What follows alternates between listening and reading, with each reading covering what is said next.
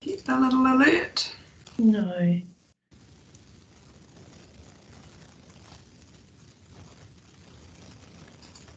Kia ora katoa. Ko Tania Kota Taku Ingoa. I'm the Chief Executive of Physical Education New Zealand, and I'm beaming in today from Wellington. The three subject associations in the Health and Physical Education curriculum, so that's Physical Education New Zealand, the New Zealand Health Education Association, and Education Outdoors New Zealand, have joined with Sport New Zealand, and in particular the Healthy Active Learning Initiative, to put on a series of weekly webinars on topics that are relevant and hopefully of interest to teachers and school leaders in primary and intermediate schools. I'm pleased to introduce my colleague, Marisa Mackay, who will today talk about planning in PE. Marisa is the Primary and Intermediate Schools Advisor at Physical Education New Zealand. In this role, she supports and she inspires teachers to design and teach quality physical education programs that suit their students' needs. She also writes a regular column, which is available to all of you on the website in the Years 1 to 8 section, and she provides advice. Welcome, Marisa. Kia ora. Thank you, Tanya.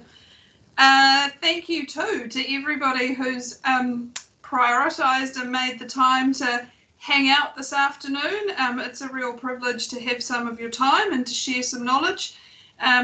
And all going well, you will be inspired, and there'll be some pot stirring going on to hopefully get the critical thinking happening, as well as some takeaways, some things that you can pick up and run with.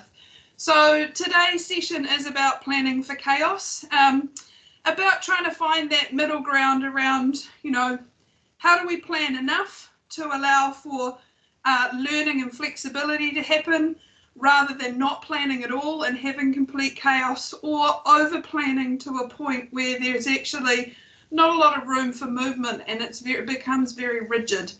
So the idea today is to have a look at how we can balance that planning to organise some kind of chaos. We will start today with Karakia. Me inoi tātou, kia hora te marino, kia whakapapa pōnā mō te Moana. Kia huarahi mā tātou I te rangi nei, aroha atu, aroha mai. Tātou ia tātou katoa. Āmene. As introduced, just a little bit about myself. Ngā mihi nui kia koutou katoa, ko mangere toku maunga, ko tamaki toku awa, no Australia toku whānau aho, no Aotearoa aho, ki tamaki makaurau toku kāinga inai nei.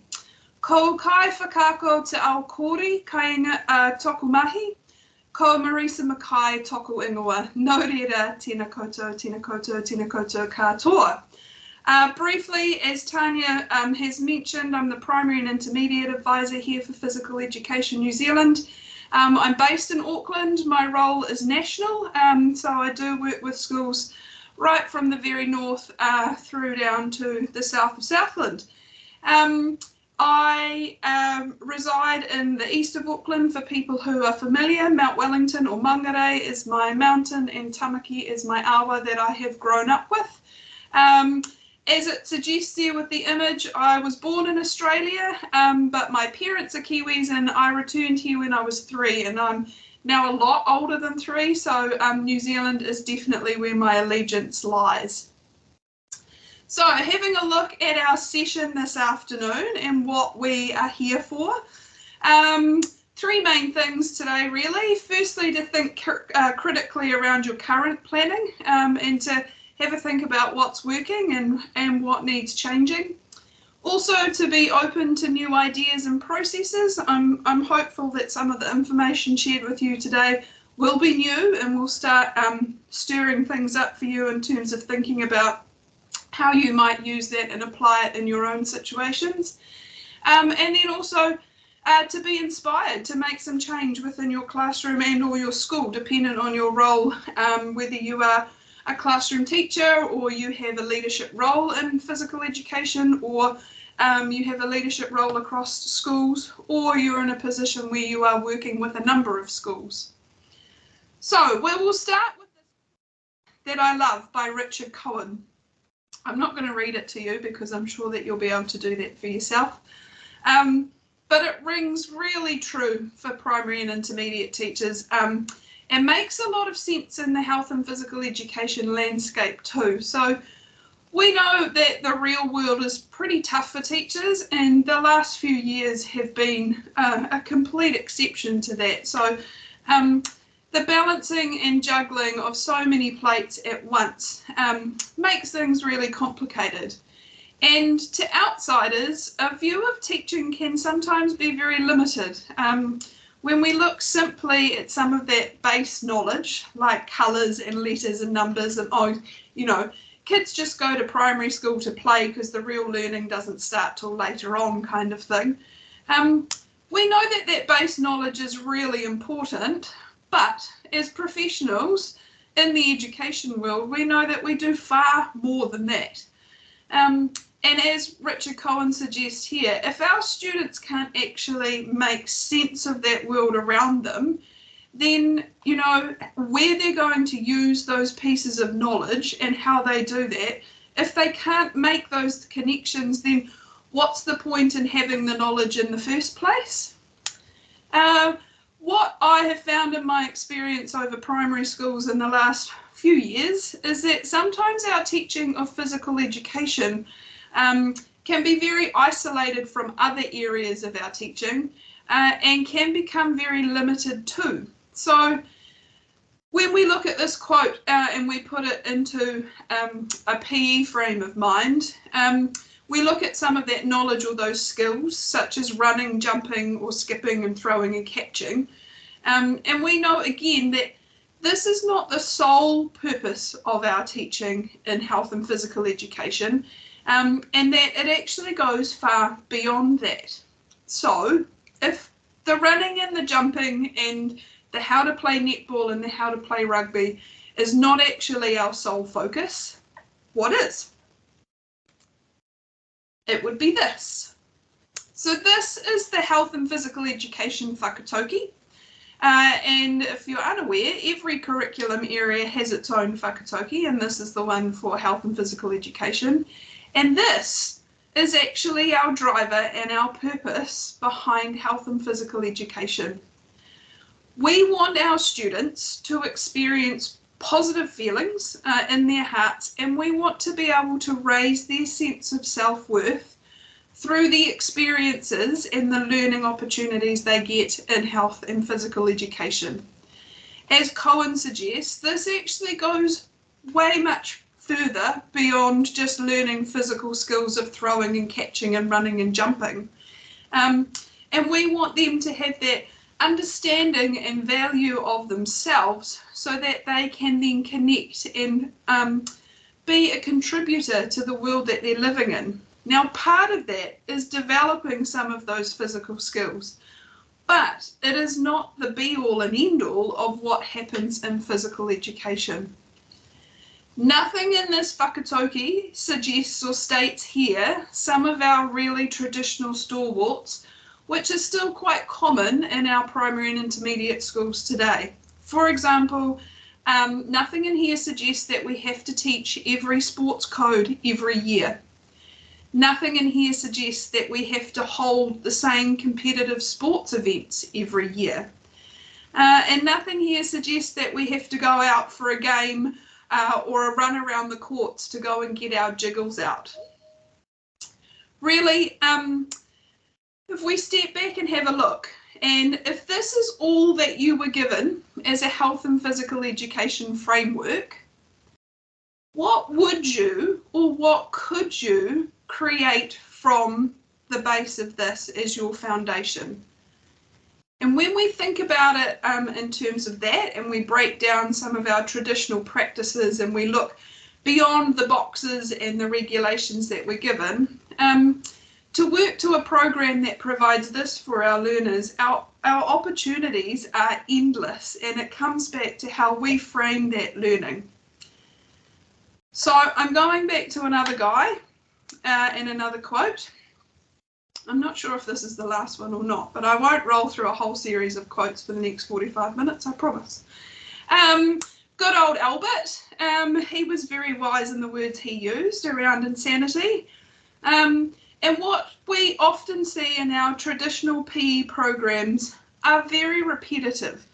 And so you can almost bank that at some stage in your school's history, depending on where you are at with your planning and learning programs, that you would have been driven by repetitive and externally influenced context within your programs. For example, you probably can suggest there are a number of schools that do swimming in term 1, they may do large balls in term 2, gymnastics in term 3 because it's raining and we'd like to stay inside, a little bit of cross country in there too, and then term 4 is probably athletics. And what we find is that this happens over and over and is also happening repetitively from year 1 right through to year 6 or through to year 7 and 8. However, if we think about this in context of our other learning areas, there's not many other learning areas that I'm familiar with where we teach the same context year in and year out. But why do we do that in PE? So my challenge to you this afternoon is to have a think about what you're doing right now in your classroom that is the same that you may have been doing for the length of time that you're teaching. And this could be in physical education, but it could be in any other area of teaching as well. Is there a position where you found yourself in a rut simply because of lack of time or lack of knowledge around that or lack of support to be able to make those changes, that you just consistently do the same thing over and over? And is there a change that you can make in your practice to want to see those outcomes? Because when we look at programs that are repetitive and they offer the same thing, we know that our students are only going to be limited in terms of what they can produce and what they can show and what they can exhibit in terms of their learning. And if we are wanting to broaden their horizons, then we need to look at the way that we are doing things so that we can expect these different results. So to do that, it really starts right back at the planning phase. So we're going to have a look at a couple of different ways of going about planning today. Now, this comes with a disclaimer. So I want to let you know that the ways we look at today, these are not the only ways to plan for PE. They're also not out there as the best ways to plan for PE. There's not a number one way, gold star priority planning way to plan for PE. There are many ways that planning can be done effectively. Today we're going to have a look at two that really complement each other, and they are needs-based planning and integrated planning processes. What we really want to do is start breaking down some of those disconnections that have led to PE being really siloed in primary and intermediate curriculums for a very long time.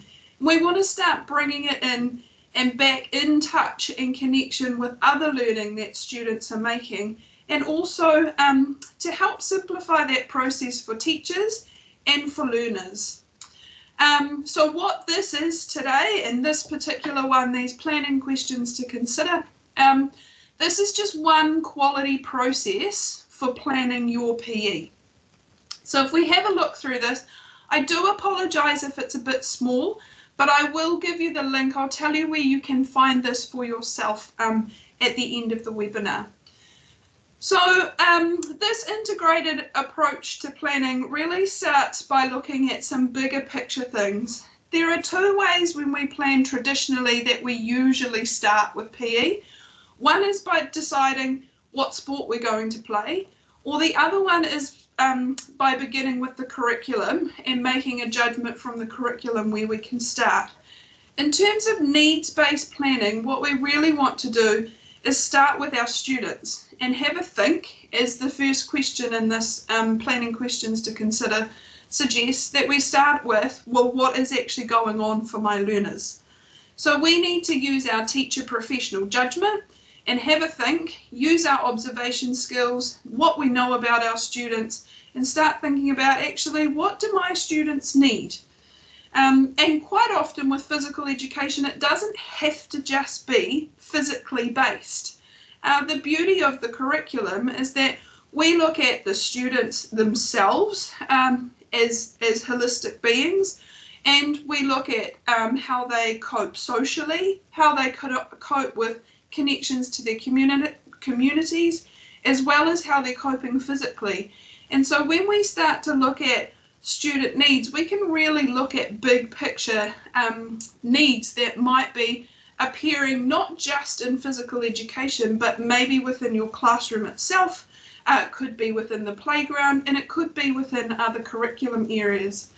So we start by taking a really good look at what our students are doing, where they're finding their challenges, what are the problems they're facing, or what are the needs? Are they lacking some of the school values that flow through the teaching that you do in other areas? From there, we want to consider these three following factors that come down onto the second line. So the first thing we want to then do is start to connect the learning with other areas of learning that are already happening for the student.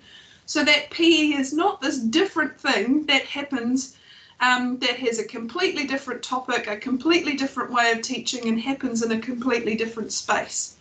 To do that, we need to think about that as teachers before we start teaching.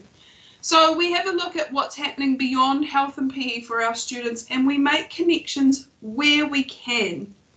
It's really important to know that not everything is going to seamlessly connect, and there will be places where it just doesn't gel, and that's okay. But we want to consider things like inquiry or concept topics and have a think about what's happening there. For example, if sustainability is an inquiry topic for that, how can we look at sustainability through our physical education, and what might that look like? And it could be going down to having a look at a bunch of games and then sustainably creating the equipment we need to play those games. And so that becomes the focus for our physical education. We want to look at ways we can make cross-curricular links. So what ways can we engage students in reading? What ways is numeracy going to be a really good support for the learning that's happening in physical education, and vice versa? Again, it doesn't always gel, and it doesn't have to, but sometimes those connections can be made really easy and simply. We want to have a think about what wider school events are going on. So are there market days that are happening where we can get students involved in learning and understanding about the community connections? Are there productions or art exhibitions that are happening? Are there celebration days around grandparents or cultures? All those kinds of things that we want to be able to then bring in and connect to. We also want to consider where community and global events might have a place. For example, we've got the Commonwealth Games happening right now, and rather than that being a last-minute add-on to our planning, we want to consider things like that at the beginning and how we can make that a meaningful connection and experience for the kids. Another factor that we want to then learn, so once we've got some of that bigger picture, we want to move on to the curriculum, and you'll notice that the curriculum comes in now, in the middle, where we've